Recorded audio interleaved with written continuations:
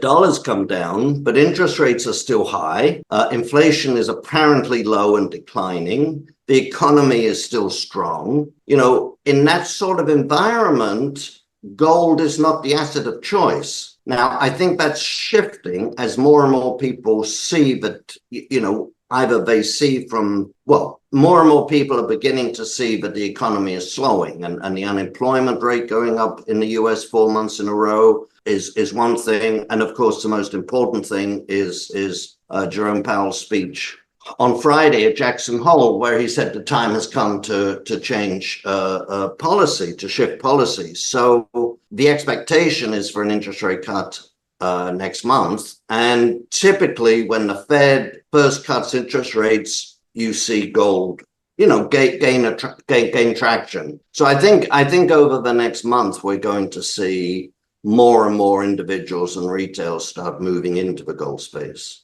Recent developments indicate that gold prices have been soaring to new highs, driven by a combination of factors linked to the Federal Reserve's monetary policies and the weakening US dollar. As the Fed maintains historically high interest rates, there are growing expectations that rate cuts are on the horizon. This anticipation has led to a decline in the dollar's strength, pushing investors towards gold as a safe haven asset. The dollar rebounded on Wednesday after a recent run of declines that pushed it to its weakest in more than a year, as traders awaited economic data that could set the tone for the U.S. Federal Reserve's September policy meeting. Adrian Day, president of Adrian Day Asset Management, mentioned that while interest rates remain high, inflation appears to be low and declining, and the economy is still strong. In such an environment, gold is typically not the asset of choice. However, he believes this is starting to change as more people recognize signs of a slowing economy. One key indicator is the U.S. unemployment rate, which has increased for 4 consecutive months. Over the next month, Day anticipates that more individuals and retail investors will start moving into the gold market. The anticipation of a lower interest rate is shifting investment strategies, with investors closely monitoring the bond market for emerging trends. On August 26, 2024, Siberia's Novosibirsk precious metals refining and manufacturing facility in Russia produced 99.99% pure gold ingots, reinforcing Russia's crucial position in the global precious metals market. In India, potential reductions in gold duties are expected to drive significant investment, providing a boost to the gold trade. Meanwhile, according to CME FedWatch, there's a 62% probability of a 25 basis point rate cut in September. This potential rate cut has sparked considerable discussions among traders and stakeholders, highlighting its impact on market dynamics. Central banks worldwide, including Turkey, India, and Poland, are increasingly turning to gold to safeguard against the volatile economic landscape and geopolitical risks, such as the Russia-Ukraine war. According to Adrian Day, it's crucial to examine who has been buying gold and why. Over the past 18 months, and particularly this year, the primary buyers of gold have been central banks. He noted that these institutions are diversifying their assets away from the dollar to avoid potential weaponization, with gold being the preferred choice as a traditional central bank asset. As we dive into the video, remember to subscribe and tap the bell icon so you never miss an update. We value your thoughts, so drop a comment below and give us a thumbs up if you enjoyed the content. I think what we've got to do is look at who's been buying gold and why have they been buying gold. And for the last 18 months and virtually all of this year, the number one buyer of gold has been central banks. Well, central banks are trying to diversify their assets away from the dollar and avoid the weaponization of the dollar. Gold is a traditional central bank asset. But the central bank of Uzbekistan or of China, for that matter, or Germany or anywhere else, they're going to buy physical gold. They're not going to buy drums of uranium for their central bank reserves. They're not going to buy uranium, as perhaps a bad example, because uranium has done well. I mean, we can talk about that later. But they're going to buy gold and virtually to the exclusion of everything else. They're certainly not going to be buying Newmont or Barrick if they're trying to, get away from the weaponization of the dollar. The number two buyer of gold in the last 6 months has been Chinese investors who are, again, anxious about the banking system in China, anxious about the depreciation in the yuan and the slowdown in the economy there. They want to take the money out of banks because the banking system is seen as not safe. They don't want to put it into equities that have declined, 40%. They've just slid and slid and slid for the last year and a half, 2 years.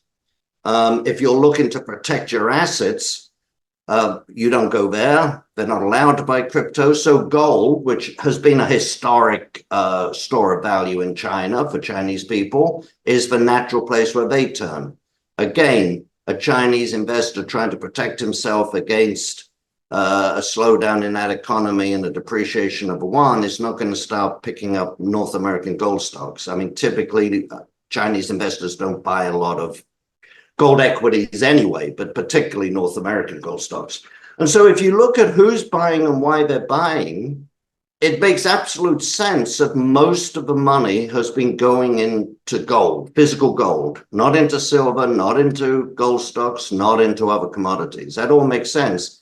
And of course, as we all know, gold and silver are monetary metals. Silver also has industrial, but that is still a monetary metal. And the other metals are not. So they do react, even though they frequently move at the same time, because some factors, like the dollar, for example, the level of interest rates, for example, inflation, those things will have a similar effect on all commodities. But then there are other factors that will be positive for gold that don't affect other commodities. And there'll be other factors, primarily, of course, the state of the global economy, that will affect commodities, but not necessarily affect gold and silver.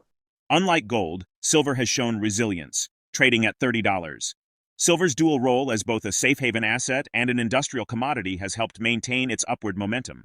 India, the world's largest silver consumer, has seen a dramatic rise in imports, reaching 4,554 tons in the first half of 2024, up from just 560 tons in the same period last year. This surge, driven by the solar panel and electronics sectors, is expected to elevate global silver prices further.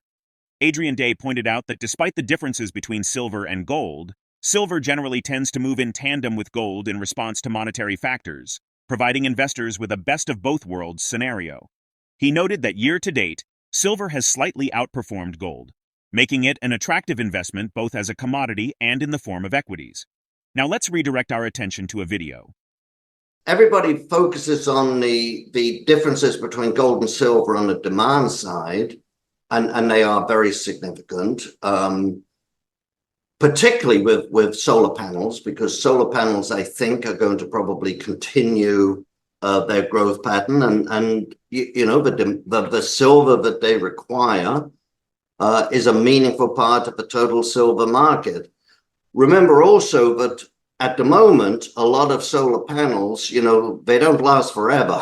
So you can install solar panels, and within 10 years, you will definitely have to replace them, and that's more silver.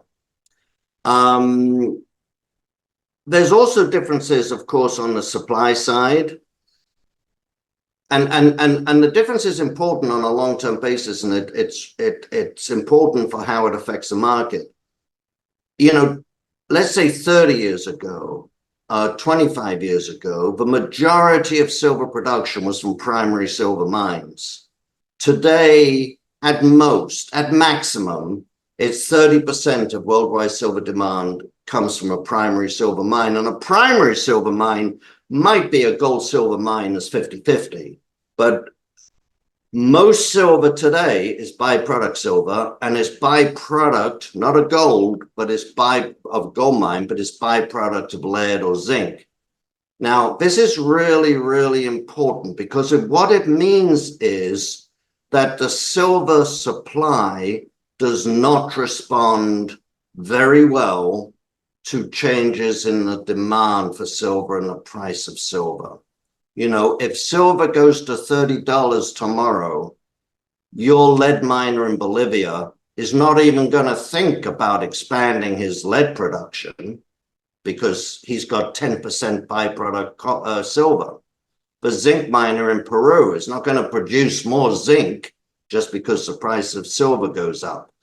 And that's true on the downside as well, of course. You know, if silver collapses, you don't stop mining zinc just because your byproduct, because the byproducts tend to be relatively small, 10, 12%. And so the silver supply does not respond very well. And that's one of the reasons why silver can have these very, very exaggerated moves, leverage moves, if you like, both on the upside and the downside, simply because the supply doesn't respond. And that's different from gold, of course. You know, if you look at silver today, but having said all of that, the differences in supply and demand, silver, broadly speaking, tends to move broadly with gold in response to monetary factors. So with silver, you're getting a little bit of a best of both worlds, if you like. I mean, right now, if you look at silver year to date, it's actually performed just a little bit better than gold, basically the same, but a little bit better, according to Bloomberg. Of course, it's come down, you know, it ran up sharply at the second half of, you know, in May and beginning of June. So it's come down from there. No, I think silver is very attractive right now, both as the physical and as the equities. Factors influencing the gold market include the strength of the US dollar, inflation rates, and demand for gold jewelry. Central bank purchases, particularly by large economies, also significantly impact gold prices. The second quarter of 2024 saw a global gold demand of 183 tons by central banks, marking a 6% increase year-on-year, but a 39% decrease compared to the previous quarter. As the dollar's initial strength fades, traders are closely watching to see if this dip will provide relief for gold, potentially shifting market dynamics in favor of precious metals. Share your feedback in the comments below. If you found this video useful, hit the thumbs up and subscribe to keep up with our latest updates. We appreciate you being a part of this journey.